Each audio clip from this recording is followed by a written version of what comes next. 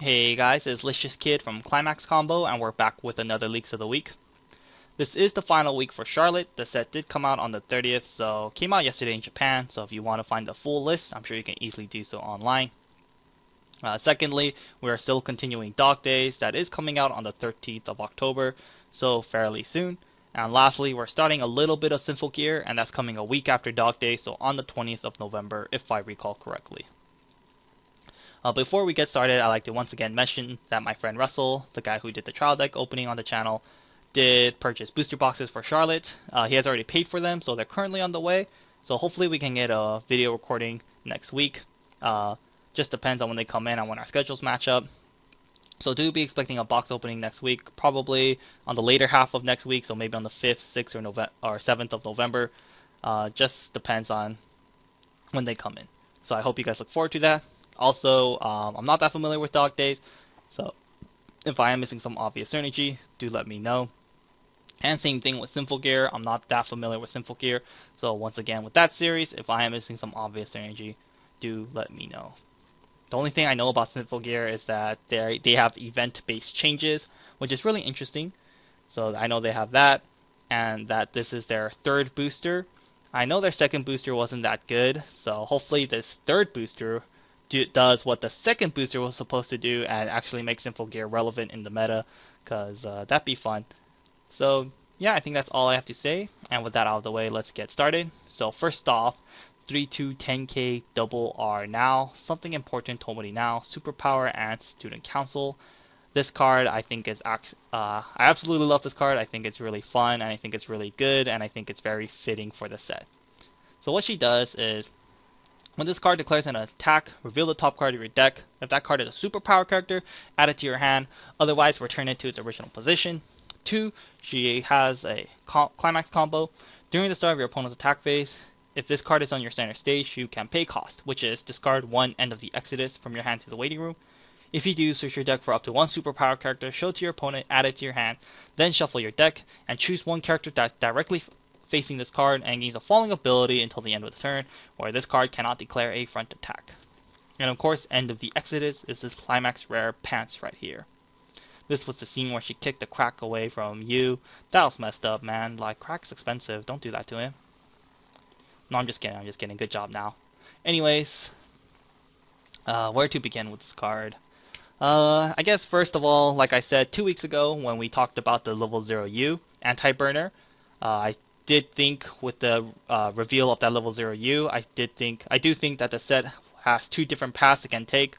One path where it's like a normal build, where with your typical burners and your typical endgamer, I think that build will probably revolve around the sisters, like maybe you or Yusa, Misa, and like probably you splash in a couple level 3 nows, because the level 3 now is really good. I think that will be a deck, and I think the second deck, probably the more popular deck, will be like the blue-green deck revolving around like the Otosaka family, along with this level 3 now, and maybe even a couple yellow cards, because there are some pretty good splashable yellow cards. So I think that's the two paths the decks can take, and I still think that's true. And I think this now totally fits in the blue-green deck, because I think the blue-green deck will be revolved around healing, compressing, canceling, survival. And I think this level 3 now does all of that. And I think for that very reason, I think she's really fun and really good. Totally fits in with the rest of the set, and just keeps up or just maintains the theme of the blue-green Charlotte deck.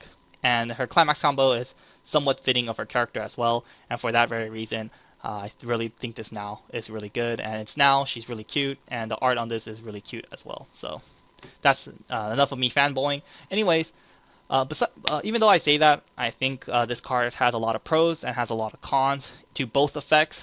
So how am I going to explain this? Well, first of all, I guess we'll break down her first effect. I'm sure you guys have seen this effect. It's very similar, if not exactly the same, as the level 3 Kirito from the first booster of SAO. However, unlike that Kirito, this now I think is actually pretty good, while that level 3 Kirito from the first booster was actually pretty terrible. So, the pros to this is that she can actually compress you, or the pros to this first ability is that, of course, every time she attacks and you trigger a character, or every time you reveal a character with her effect, you +1 because you add that character to your hand. So every time she attacks, she has a potential chance of plussing you 1. Then when she triggers, if she reveals a character, then she actually compressed you 1 because she compressed you 1 by adding a character from the top of your deck to your hand.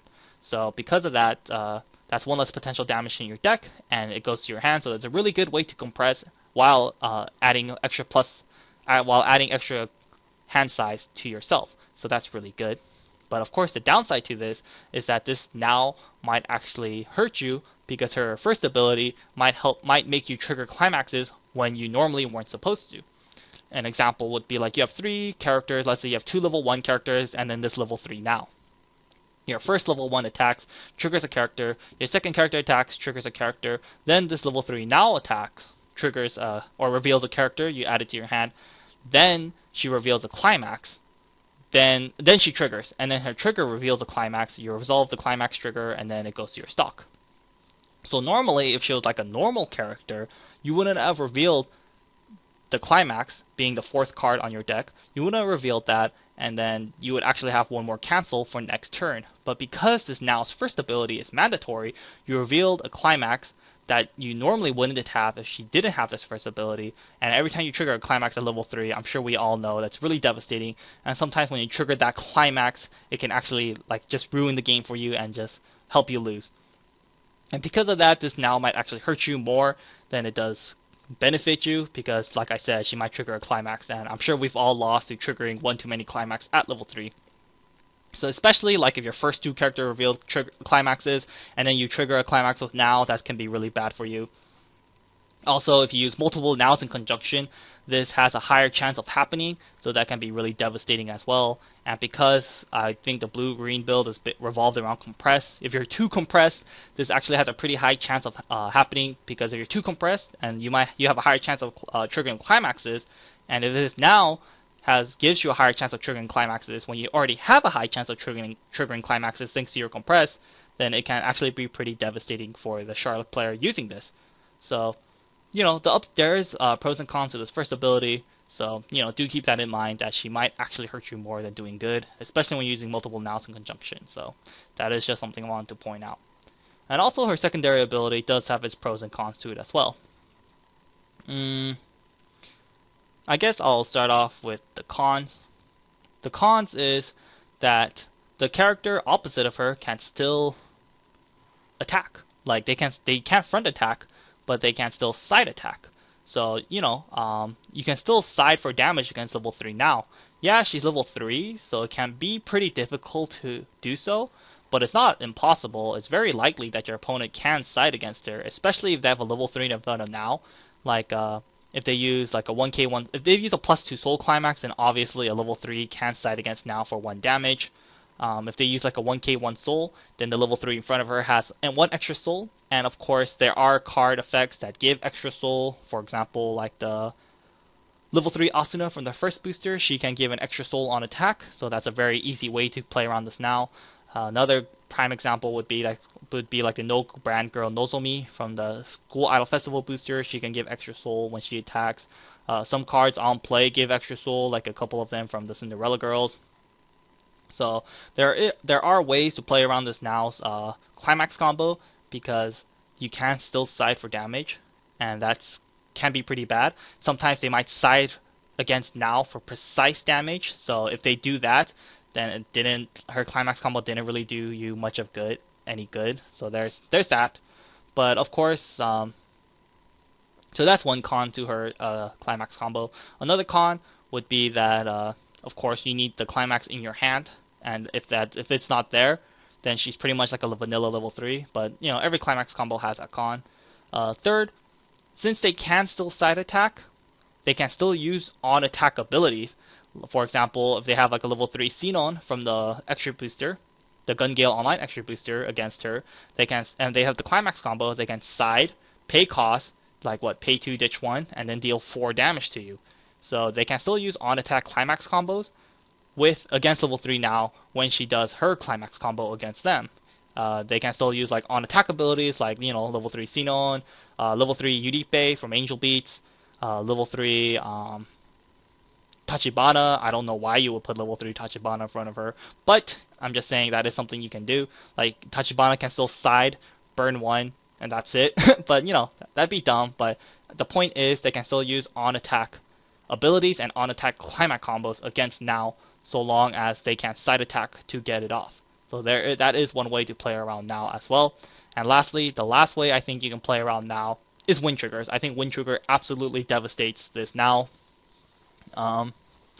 You know, because you have to pay cost at the beginning of your opponent's attack phase, and you can't really play around triggers. I mean, yeah, you can, but are you really going to?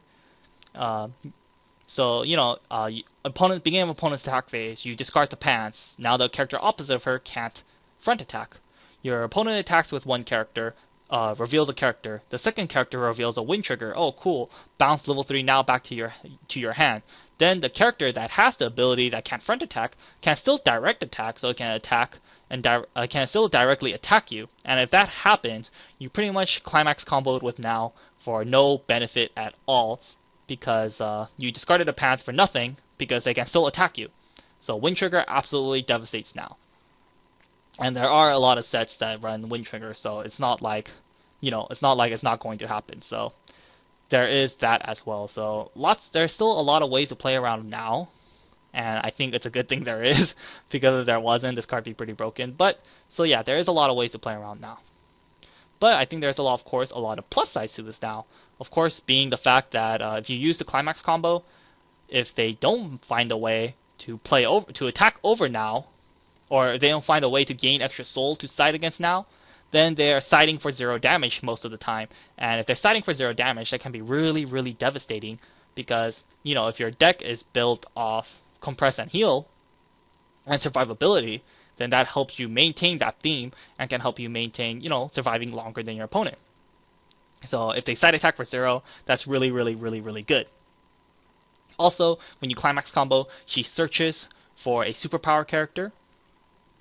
So she does compress you 1 every time you do climax combo with her, and it helps you maintain a healthy hand size. And you can like grab and you can also like prepare for next turn. Maybe grab another level 3 Now, or maybe even grab a level 3 Ayumi to heal. You can do that. Also, you know, with multiple Nows, it can be, if you have multiple Nows and multiple Pantses in your hand, it can be really hard for your opponent to deal with, because if you have 2 Nows in the front row, discard 2 Pants, and 2 of your opponent's character can't front attack, that, holy shit, that's just insane. That's really bad for your opponent. Another pro to this is that, of course, she combos with the pants. Because she combos with the pants, if you run 4 pants, that would be a really, really good idea. So that way, if you attack, you pants, you grab you grab a pants in your waiting room, add it to your hand. Next turn, how do I say this? She combos with the pants. So being able to get a pants into your hand is really easy, because if you run 4 pantses, every time you trigger a pants, you could grab a pants in your waiting room and add it to your hand. And since her climax combo resolves during your opponent's turn, at the start of your turn, if you attack 3 times and then you reveal, if one of them reveal a pants, normally a typical climax combo you have to wait a whole turn after you pantsed to get the benefit off. But because Now's climax combo resolves during your opponent's turn, during your own turn, when you if you trigger a pants and then you get a pants in your waiting room and add it to your hand, that's really, really, really good, because then your opponent, then you know that you have one use of her climax combo, and then you can stop 1 attack from your opponent. But if you pants and then you grab a pants from your waiting room to your hand, your opponent knows you have a pants in your hand, and thus they can try to play around Now. But just the point is, I think it's really good that she combos with the pants. That way you can easily get it, and that way if you trigger any during your own turn, next turn you can use it immediately, discard it, so it doesn't stay in your hand. So that way you're not like forced to refresh without it, and also you're like, you can just use it immediately and then stop your opponent's attack. So there is that plus side as well. And I think that's all the pros I wanted to mention with this.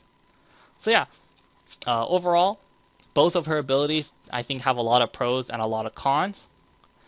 But besides, even though I say that, so a lot of pros and cons to her abilities, but I still think she's a lot of fun, and I don't think that makes her bad.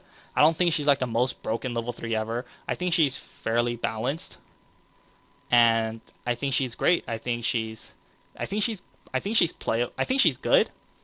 think she's fun, and she's really cute, and it maintains the theme of the deck. And also, like, it kind of fits her character. Your opponent can't front attack, and since now is like invisible to only one character, it makes sense because they can't see her, and if they can't see her, they can't attack. So I think it's fitting of her character, and I think it's a lot of fun, and I hope this now. I hope my friend pulls a lot of these now so I can play against it because I think it's an absolutely fun card. So overall, this card has my seal of approval. I think it's really great. I think it's a ton of fun. And yeah, I guess I'll leave it at that. 15 minutes for one card. Oh well, that's usually like that.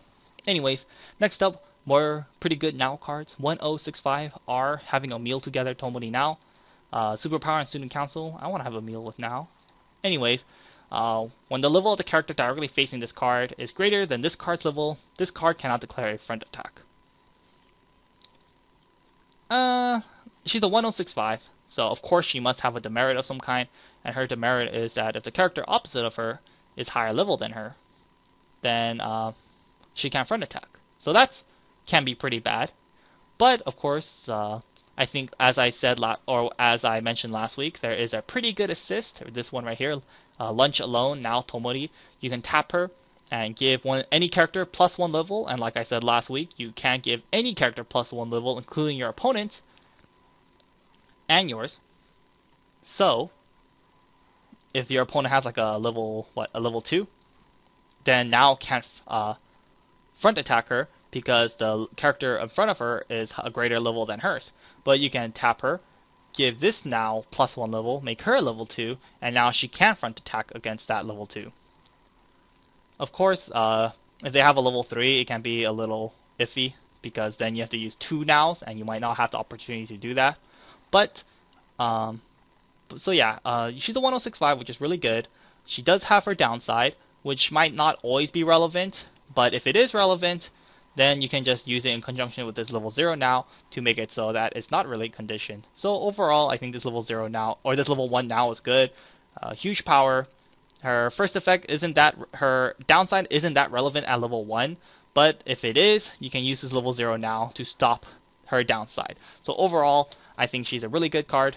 Not really good, I think she's a good card, and definitely I would say R-worthy. And I think it'd be a pretty good beater for the yellow builds because she's a 1065, which is always really good. So yeah, awesome now. Next up, 00500R, Moments in the Student Council Room, Tomori now. Superpower and Student Council, of course. 500 in front assist, and when your other superpower characters are reversed in battle, choose one of your own characters to gain +500 power until the end of the turn. So this is a really crappy version of the Yuripe assist in Angel Beats because Yuripe is 500 global and she has the exact same secondary ability and she's 1500 power for some strange reason. I will never know why Yuripe from the extra booster is 1500 power. That just never made any sense to me. Anyways, this now. Really solid card. 500 in front assist is good, and her secondary ability is really awesome as well. Can be very annoying for your opponent to deal with. If they're not wary, it can, hurt them a lot by making it so they can't reverse one of your characters, or sometimes there's just no way to play around this ability. So overall, can really help you maintain a strong board with this now. But of course, this is a very good standalone card, I'd say. But we have this level 0 now, which is also really good. 500 global and the ability to give +1 level. I think this now is really good, but I think it's a little overshadowed by the level 0 Tomori assist, because this now assist is a 500 global, and has good synergy with the 1-0, and has good synergy with the 3-2 we saw last week. So overall, I think it's a little overshadowed. I think this card is overshadowed by the 500 global, so I think that's unfortunate, but I mean, what can you do? If you're running a build without the level 1 now, and without the level 3 then I would say maybe you could use this level 0 now. But if you are using a build that uses level 1 now and the level 3 then I would say the 500 global is better. So I guess it depends on your deck build, but I think most players will opt to run the level 0 500 global instead. Man, this 500 global, man, so good. Why is it only an uncommon? This one should have been an R. What the hell? Anyways, let's go on to Dog Days. 001K double R. Oh, okay, this is double R. I haven't realized that. Naivete, Nanami, Hero, and Sports.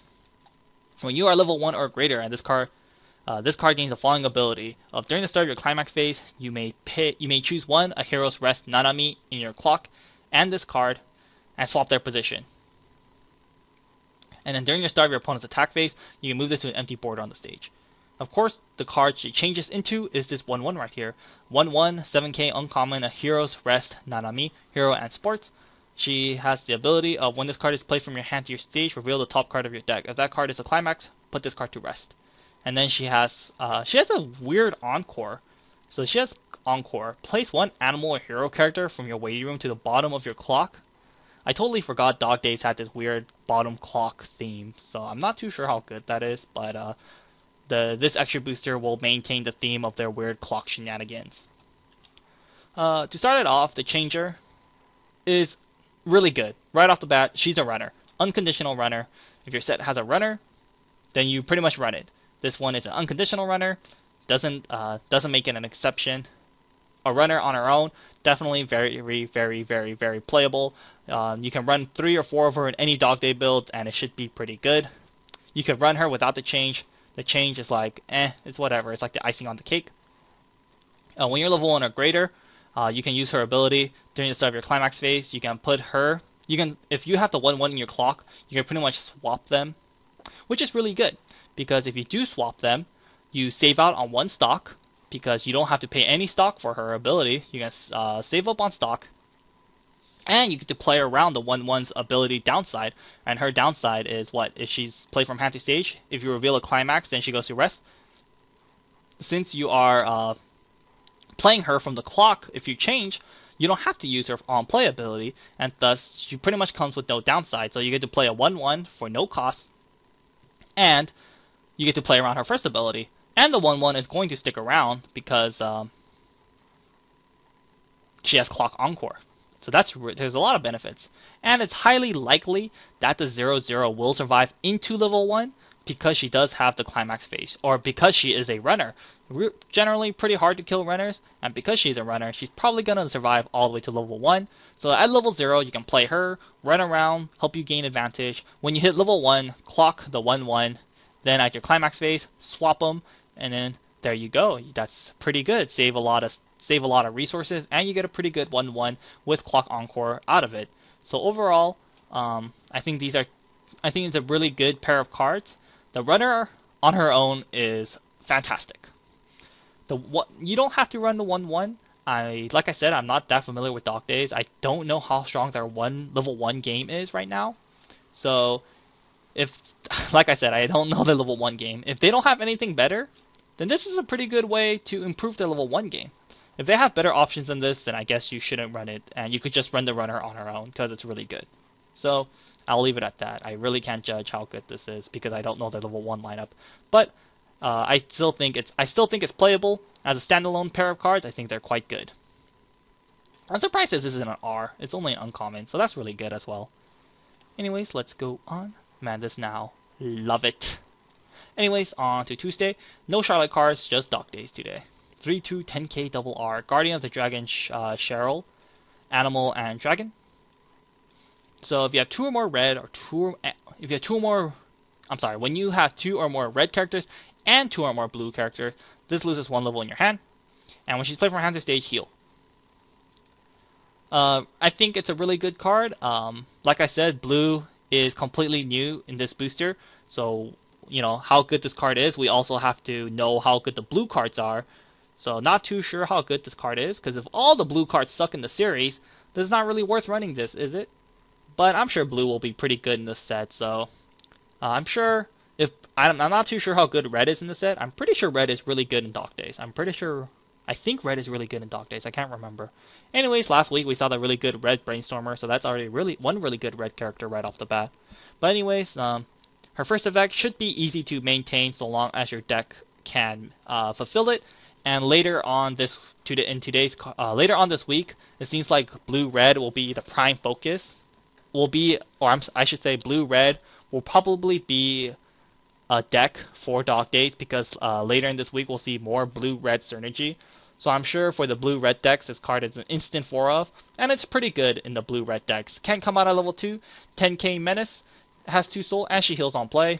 what more can you ask for? So overall, for the blue-red deck, definitely going to be staple and definitely double R worthy. And she's kind of cute. Next up, 1045R, shy around people, Shadow. Shadow? Why is this one Cheryl? Shouldn't they both be Shadow? Or should they both be Cheryl? Shadow? Shadow? I can't pronounce that. Well, I'll just go with Shadow. That's easier to say. 1045R, Shadow. Animal and Dragon, of course. So she has a Climax combo. When this card declares an attack with the Climax Forest of Dragons, which is this common pants right here, you can pay cost, which is 1. If you do, search your deck for up to 1 red or blue character. Search, show it to your opponent, add it to your hand. Thereafter, shuffle your deck, and this card gains plus 2/5 power until the end of the turn. This card is okay. 4/5, very weak, but her Climax combo is pretty decent. When she attacks with the pants, you can pay 1. If you do, search your deck for up to 1 red or blue character. So like I said, I think Bushiroad is going to push for this red-blue deck. So you can search for 1 red or blue character. If your entire deck is red and blue, then you can grab any character, show it to your opponent, add it to your hand. Then Shadow gets a pretty respectable amount of power boost. So with the Climax combo, she gets what? She's 1045 plus 500, 5k plus 2k. So she's a 107k. The pants will make her 8k. So on attack, she'll be 108k. If you have like 2 500 globals, let's say, then she'll be a 109k, which is pretty strong. So not too bad of a Climax combo, not the greatest. I would prefer if this Climax combo was costless. Maybe something like the, like Tachibana, Shimakaze. I think the costless Climax combos are better, but you can't complain. Overall, a pretty solid Climax combo. If you're running red-blue, I think this will be a pretty good Climax combo, because this is definitely not a bad Climax combo by any means. I just think costless ones are better, but this one only costs 1. The Climax combo is guaranteed, and she gets a respectable amount of power, and this Shadow character is pretty cute. So overall, it has my seal of approval. I think it's a very solid card, and I definitely think it's playable, and it will probably be played in the red and blue builds. Unless something better than this comes out, which would be surprising. Anyways, on to Wednesday. I really don't know why they just chose to skip a day of Charlotte, but whatever. So back to Wednesday, on to more Charlotte. 001k uncommon. The two are now together, Tobori Now and Nishimura Yusa. Were they ever this buddy-buddy in the anime? They were never this buddy-buddy, I think. I don't remember them being so close. Anyways, whatever. It's a PR. It's really cute. Fan service. When this card is played from hand to stage, you can pay cost, which is 2. If you do, search your deck for 1 superpower character, show it to your opponent, add it to your hand, then shuffle your deck. When this card declares an attack, choose up to 2 of your superpower characters and gets plus 500 power until the end of the turn. So, this Yusa and Now, we've seen this ability time and time again. On play, pay 2, search. Pretty solid, pretty standard. Don't think it's really mandatory, but if you want to run it, by all means go ahead. And she has a pretty decent secondary effect where when she attacks, you give 2 superpower characters plus 500 power. Really small amount of power, but why not have a secondary ability on top of her pretty good on-play ability? So overall, pretty good tech card. If you want to run 1 or 2 of these, I think that'll be pretty good. And yeah. Kind of weird. This should have totally been Kumagami, because Kumagami is the searcher in the show, so this should have been a Kumagami. But we don't want to see dudes on our cards. We want to see cute girls like this, so yeah, totally should be Kumagami, but I'm not complaining. This card is adorable, so I'll leave it at that. Maybe this card will be important in Charlotte, because I don't think we've seen a way Charlotte can maintain hand size that well. I'm trying to think, but I can see Charlotte running out of hand size fairly quickly. So maybe a card like this would be really good. Maybe the on play pay 2 search. I think cards like this may be pretty good in Charlotte, because I'm really trying to think if they can maintain hand size well. I haven't seen any cards that can really give them that extra push in hand size. So maybe in Charlotte people will choose to run this because they might run out of hand size. That's just me like theory crafting in my head really quickly. But I could be wrong. But if they can't maintain hand size very well, like I think they can't right now, just off the top of my head, then I think these I think this on play pay 2 search will be fantastic. Next up, oh thank God they have this card, 001KR, Summer Uniform Nishimura Yusa, Superpower and Student Council. Once played from hand to stage, choose one of your characters with the change ability, it gets plus 2k until the end of the turn, and when this card is a level 0 Suicider. I was getting a little scared that Charlotte wouldn't have a legit level 0 Suicider, The level 0 Suicider we saw, what, 2 weeks ago? Was the one that bounced an opponent's character to their hand. That level 0 Suicider was terrible. So I was like, man, is Charlotte really not going to get its level 0 Suicider? But no, last week they gave us a level 0 Suicider, and it's definitely not a bad one. She's only 1k, so she's super weak, but she's a level 0 Suicider, so right off the bat, extremely playable. And next up, her on-play ability is only really good for the change deck, or if your deck has a lot of change characters. So for the Sisters deck, I think this card is absolutely fantastic. She's a level 0 Suicider, which is really good. And the Sisters deck, if all your characters have the change ability, then she pretty much gives any character plus 2k, and that's a huge amount of power. So level 0, that's a level 0 Suicider, and that can give plus 2k to your characters. Fantastic. So for the Sisters deck, definitely a staple. I'd probably go with 4, just because the on-play is really good as well, and it's a level 0 Suicider. If you're not running a change-heavy deck, like maybe if you're running blue-green, you can run a couple of these Suiciders, maybe just 2 or 3 of them, just because it's a Suicider, and you know, sometimes you need it. So definitely a very, very, very solid level 0 Suicider. And the art on this is really cute. Next up, 0025RU, Summer Uniform, Otosaka U, Superpower and Student Council. If you have 6 or more cards in your hand, this card takes plus 1500 power. So if you have 6 more cards in your hand, he gets plus 4k. A solid card, definitely very playable. I haven't seen much blue beaters in the series, so this one should be pretty good. And yeah, definitely extremely playable. Kind of mad, because I think, like, what, 2 weeks ago, we saw Cinderella Girls. There's a level 0 Rin with this exact same stats and the exact same ability, but she was an uncommon. But in Charlotte, you have that same card, but it's an R. What's up with that? How come this U couldn't be an uncommon, just like the Rin in Cinderella Girls? That's messed up. Oh well. Still doesn't change the fact that he's extremely playable and solid. However, there's another really solid level 0 blue beater that's going to be shown right now. 003500R, in pajamas, Otosaka Ayumi, superpower and pizza sauce. This is a pretty cute card. What she does is, when this card is played from hand to stage, you can place the top 2 cards of your deck to the waiting room. If there's any climax amongst those, place this card to rest. And she has hand encore. So she's exactly like the level 0 Kotori from the new School Idol Festival Volume 2 booster. I'm actually currently running that level 0 Kotori, my red-green build, and it's a pretty good card. On play, mill 2, and hand encore, a really good card.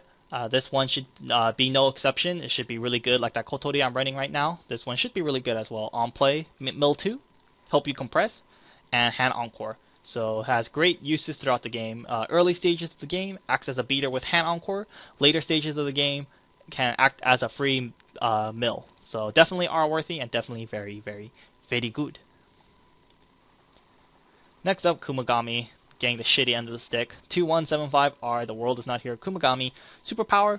When this card declares a front attack, when this card declares an attack or is front attack, you can place the top card of your deck to the waiting room. If that card is a superpower character, this card gets plus 2/5 power until the end of the turn. Very underwhelming stats. Can potentially be 10k for 1 cost, which is pretty good, but it's 2 luck based. If you play Kumagami, you attack and you whiff, then he dies, and so you paid 1 stock for a very underwhelming character, which is really bad. When he attacks, you have to mill, which is good because it can help you compress. And when he gets attacked, you can mill, so like he has a chance, like he can kind of compress you, and he can be 10k. But no, I highly recommend you don't run this. It's a pretty shitty R, but you know, not every R can be good. Don't recommend this. If you're running green, I would advise you run it along with blue. If you're running green-blue, blue has level 3 Ayumi that can come out at level 2, and green has level 3 Yu that can come out at level 2 in conjunction with this level 0 now. So this card overshadowed by other cards in the set, and even if they didn't have those cards, I would not recommend running this because this card sucks.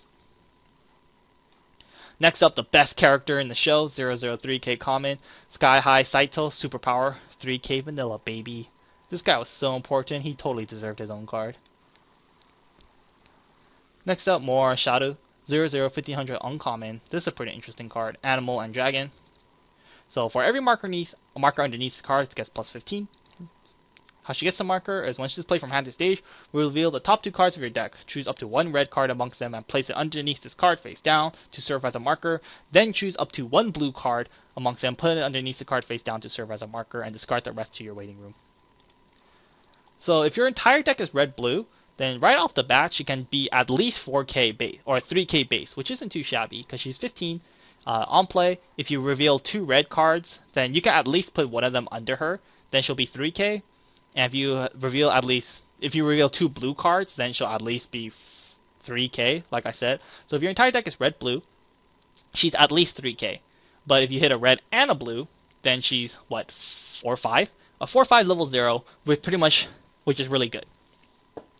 So I think it's a pretty solid level 0 beater for red-blue. Will always at least be 3k, and can potentially be 4-5, which is really good. And later into the game, she can act as a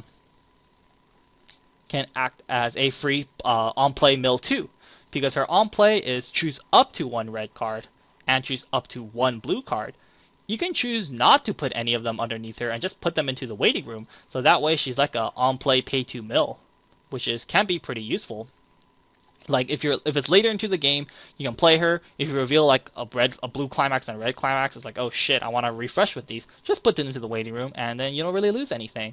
So she can early stages pretty potentially big beater, and later stages of the game can be a pay to mill. And later stages of the game, she can act as a free 2 compress underneath this card.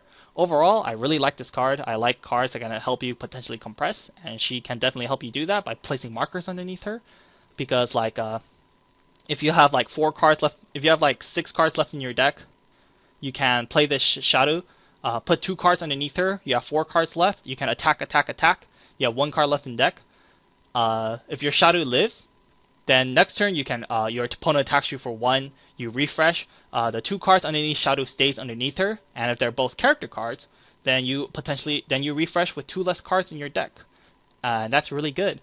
And I really like cards like that, so overall, I really like the Shadow. I really think she's awesome. If I was running red-blue, I'd totally run 4 of these. Not 4, probably 3, because I really like it.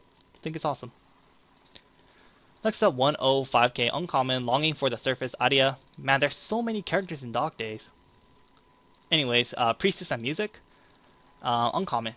When it's played from hand to stage, you have another red character, this card gives plus 2k power until the end of the turn. I'm not that familiar with red, but like I said, if you're running red-blue, this should be really easy to fulfill. And last week we saw a really good red Brainstormer in Dock Days. So like, if you have her in the back, it pretty much guarantees her condition, and that red character in the back row is like super good.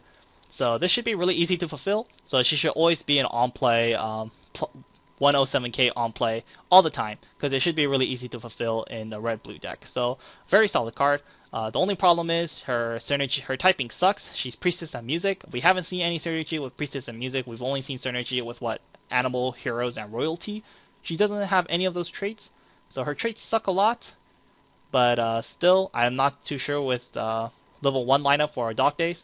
So if they don't have anything better, then she should fit the bill. So she's still a solid card. Not too sure about the traits, but I still think she has potential. Next up, 2175 Uncommon, Flonyards, Autumn, Yukikaze. She's pretty cute. Animal and God. Okay, she's a God. Okay, when you have 2 or more red characters and 2 or more blue characters, it loses 1 level in your hand, so very similar to the Rina in Cinderella Girls, and she has Clock Encore. But once again, she has that wonky Clock Encore where you place 1 red or blue character in your waiting room and place it underneath this card. Or place it at the bottom of your clock. Yukikaze, I think she's fairly solid if your deck is mainly red-blue. If you can easily maintain her condition, then it's not too bad. It's a 1-1. It's a 1-1-7-5 with Clock Encore, which is pretty solid. Can help it survive and can't be level 1 suicided into. However, in the later stages of the game, as a level 2 card, she's pretty terrible, and as a level 1 card at the later stages of the game, she's pretty terrible. So, I mean, it's okay. I'm not really a fan of these cards, but I definitely think she's playable. If red and blue has nothing better for their level 1 lineup, then you can definitely consider a couple of these Yukikazes. But so far, their level 1 lineup is okay. I mean, they have this pretty decent climax combo. They have this girl. Her typing sucks, so I'm not too sure how bad that is. At least she has the animal trait, so at least that will be really good. So overall, Yukikaze, I think is definitely playable. Just depends on the deck. but still I think red-blue will be... I'm sure red-blue can easily maintain her condition, so overall, for an uncommon, I think Yukikaze is pretty terrific. And she's really cute. I have no idea about the show, but she's cute. Anyways, more red-blue Dark Day Synergy cards. 2-1-4-5 are a Priestess Respite, Midahi, Music, or Animal and Music. All of your Biscotti's Heroes Sinke, gain plus 1k, I can't pronounce that. She's level assist in front, and she climax combos with Healing Song, which is this red stock 1 soul. So when you play the stock 1 soul, you can pay 1. If you do, place the top 3 cards of your deck to the waiting room. If there's a red and a blue cards amongst those... Oh, I'm sorry. When you play the stock 1 soul, you mill 3. If there's a red and blue cards amongst those, then you pay cost. If you do, you can heal 1. Damn, this is really good. I thought it was pay 1 to mill. I misread it the first time I read it. Holy shit, this is an excellent card. Anyways, I guess I'll go over... I guess I'll go over Aria first, because she also combos. Actually, no, I'll just go over Midahi first, because they don't really synergize with each other. They just combo with the same card. Anyways, Midahi, I think she's an excellent card. Level assist in front, right off the bat, extremely playable. I don't think we know this character yet. I tried doing a Google search of this character, and I couldn't find it. If she's in the old boosters, do let me know. But I don't think we know this card yet. Oh well, but we don't know the first card yet, or I don't know this first card yet, I should say. So I can't properly judge it. But her other 2 effects are fantastic. Level assist, like I said, level assist already playable, and she has a pretty damn good climax combo. You play the stock 1 soul, you mill 3. If there's a red and a blue card, which shouldn't be too hard to accomplish, you can pay 1 to heal. The cost is essentially free, because this is a stock 1 soul. So it's kind of like you have the level assist, you play the stock 1 soul, mill 3. Oh, you hit a red and a blue card, heal for no cost, which is like ridiculous. And she's at level 2, and so you can start healing at level 2 constantly. If you keep playing these red stock 1 souls, you could just keep healing. This combo might heal you like 2 or 3 times, or even 4 times. 4 times if you're really lucky, but I can definitely see this card at least healing you 2, like throughout the game, probably 3, and that's just really good. Like, you're just healing for no reason. And you get to, and it's like free. That's just super good.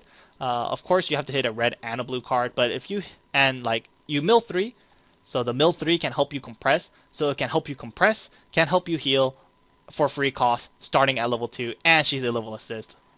I think this is a really good card. I really like this combo right here. Absolutely like it. At first, I was like, oh, you have to pay 1 to mill 3, and if you hit a red and a blue, then you heal. I was like, it can kind of suck. But because you mill 3, then you pay cost, I think that's way, way better. So overall, this Midahi, just from the two effects, I think it's a terrific card. I'm not too sure on the first effect, but if this first card is like an advanced play level 3 that can come out at level 2 for like red or blue, then this card becomes all that much better. I don't know this first card, like I said, but just from the 2 effects alone, the other 2 effects alone, I think she's totally playable, and I think she's totally awesome. And she's really cute. So there's that. Next up, this card also combos with Healing Song. 2/1 8k common, Diva of the Sky, Sea, Aria, Priestess and Music. When this card declares an attack with Healing Song, you can pay cost, which is 2. If you do, choose 1 card in the bottom of your clock and return it to your hand. And Healing Song is a red stock 1 soul. Like again, all these cards are alternate secret rare versions. So yeah, just holo versions. I think this one's cuter. Anyways, Aria, her I'm not so sure about. Without the climax combo, she's like an underwhelming level 2. Her climax combo is a little bit expensive because you have to pay 2. Yeah, if you have the Healing Song, then it's essentially only pay 1. But I mean, if you have Midahi and Aria, then it's still pay 2 because only one of them gets the discount. And if you do, you choose the bottom card of your clock and you return it to your hand. That can be really cool in this set because you can control what's in the bottom card of your clock. Like if you use in conjunction with Yukikaze, you can put like whatever you want to the bottom of your clock. That way next turn if you combo with Aria, then you can like grab that bottom card from your clock and add it to your hand. I think that's like interesting and cool synergy. But I mean, Aria's she costs 1 herself, and her climax combo is pay 2, and she's really weak in power. Aria, I don't think is very good just because of all those reasons. I don't think you need that much healing. The healing from Mirihi, and on top of the advanced play level 3 Shadow at level 2, I think that's enough healing, and I think that's like enough resources you're paying. I don't think you gotta pay more resources for this underwhelming card, and like you already have enough heals at level 2. So I don't think this card is necessary, and I don't think it's very good. I would say just stick with Mirihi and Shadow, and I think you'll be perfectly fine. Oh, I'm sorry. All of these cards are alternate secret rare version of the originals. Oh, this was applied to this, not the top card. But obviously, this is alternate art. But anyways, yep, just like the author said, alternate secret rare versions of the cards. So it has a different rarity. It has like the SCE, so it's like secret. But yeah, this is like the original art of the key art. So this is the on play plus 15 on the hand fix, really cute. This is the brainstorm, really good card and extremely cute. This is the anti-burn U. I'm not too big a fan of this one, but I mean, alternate art. I'm always a fan of alternate art, so hopefully, yeah, I think it's really cool. This is the 1045, that gets 500 per. Really good card, so really good secret rare. Also, this one is the level 3 now that burns, or it's the level 3 now with the Musashi clone ability. Really good card, and the art on this is absolutely amazing. I love this art right here. And lastly, this is the one that combos with the Wind Trigger. Not too big of a fan of this card, but it's really cute. So yeah, these are the alternate arts of the cards you can get in Charlotte. And the final day for this week. These are the box PRs. I'm assuming these are the box PRs you get with every box. So let's get to them. 1/1 2K PR. Superpower and Student Council, of course. 2K, 1 cost backup.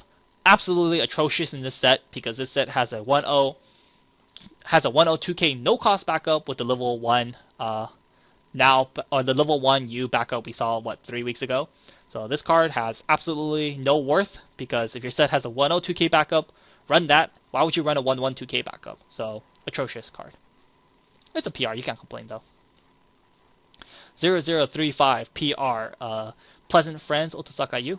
Superpower Student Council, of course.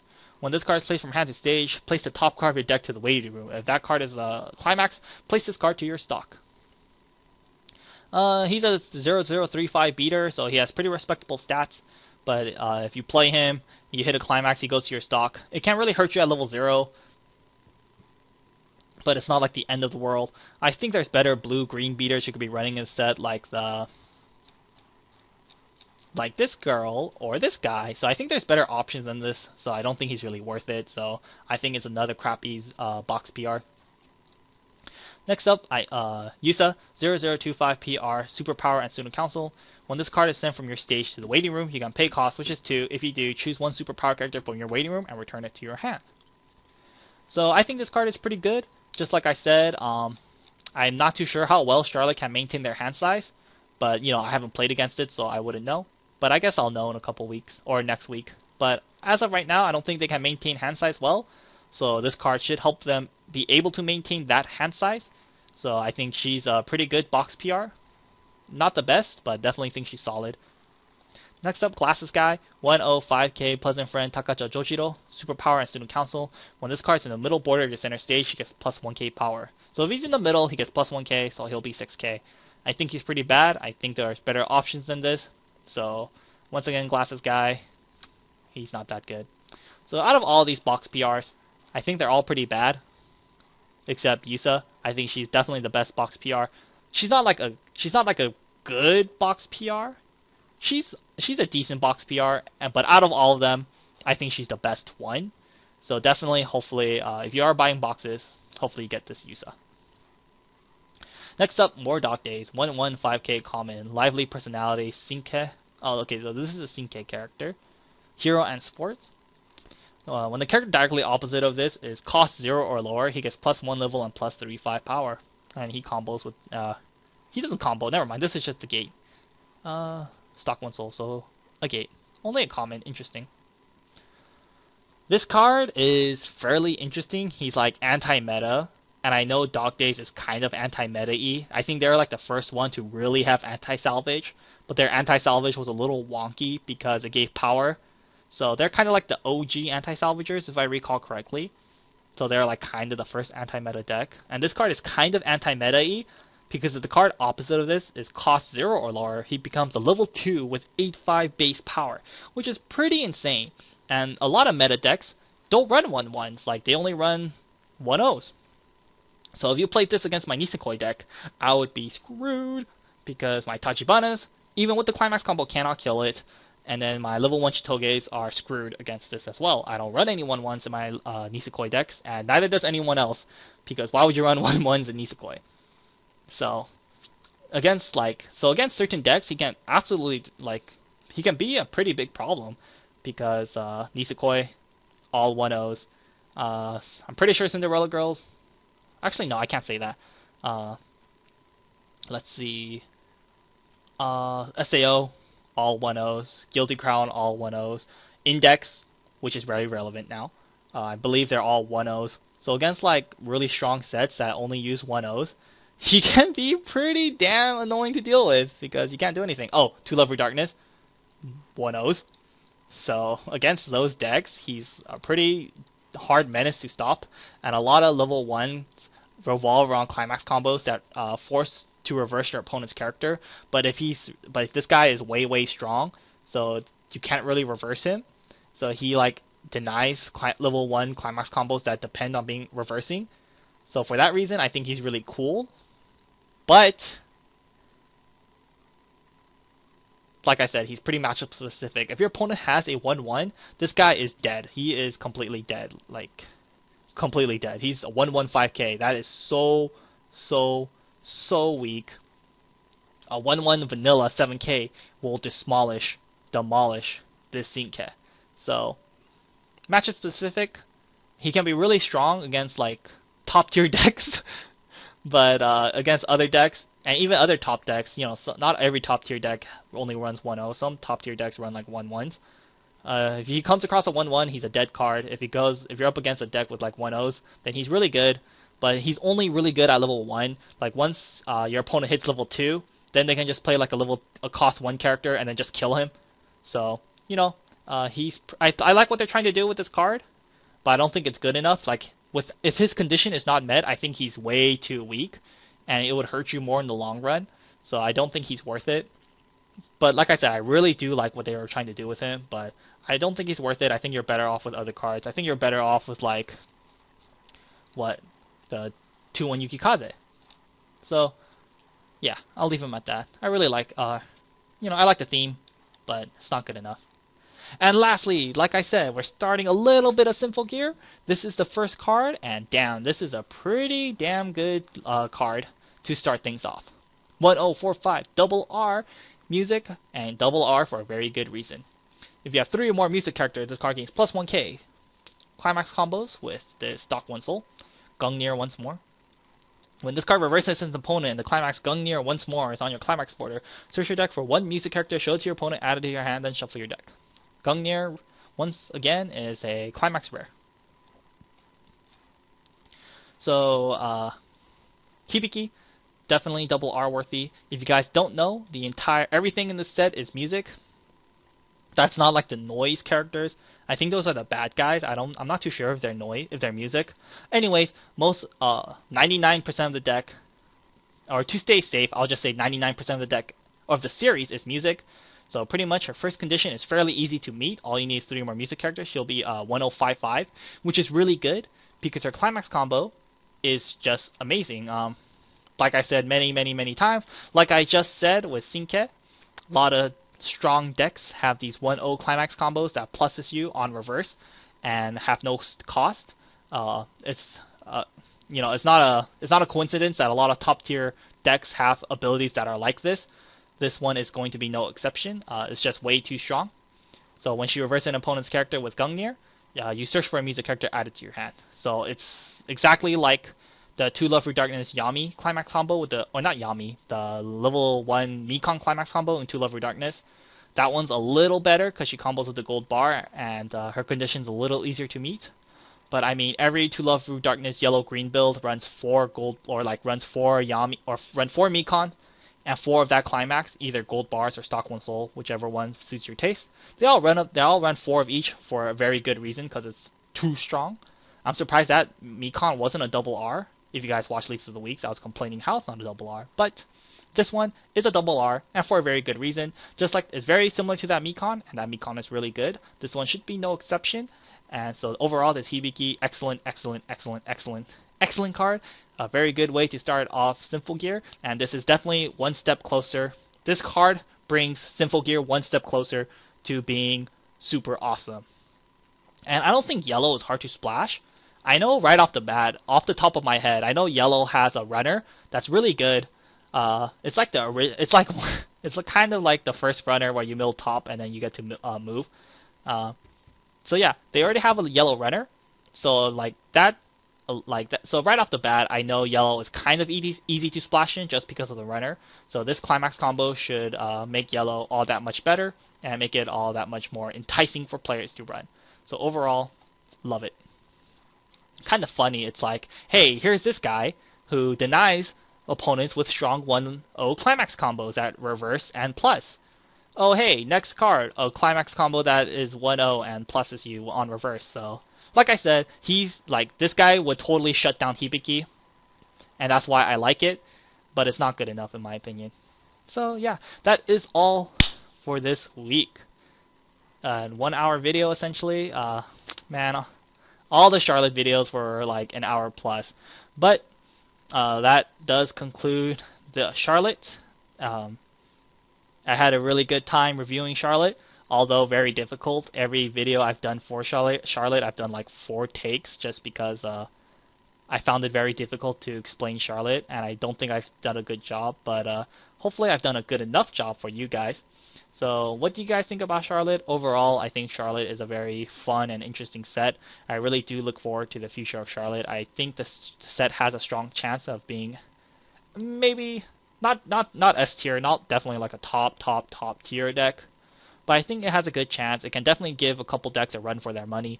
I think it'll be like at least low A tier in my opinion. I hope it'll at least be low A tier because I think the sets, I really like the anime, I really like the art on these cards, and I really like the theme of Charlotte. I really like what they did with the booster. I think it's very fitting of the show. So I really do hope Charlotte will be strong. So yeah, I guess just some wrap up. Love now. Love this climax combo. Love it. It's excellent. Just adore it. This climax combo. Very excited to see this card in action. 1-0 now. Really good in conjunction with the level 0 now assist. Great. Really good standalone card, but a bit overshadowed by the global, so unfortunate. Excellent runner and a pretty nifty 1-1 change that's pretty efficient in resources and can actually be pretty annoying for your opponent to deal with. Next up, Shadow. Excellent card for red-blue. Highly recommend running 4 of her in your red-blue decks. And so far, just from this week, I think red-blue is going to be pretty strong. This Shadow, pretty good climax combo. Highly advise running it. Pretty good PR, or not PR, pretty good uncommon card. I can definitely see it being ran. Very excellent. It's a suicider, so playable, and an excellent on-play ability for the sister deck. Good card, or a good beater. Another good blue beater. Not too sure if this U is going to be run because of the existence of this Ayumi.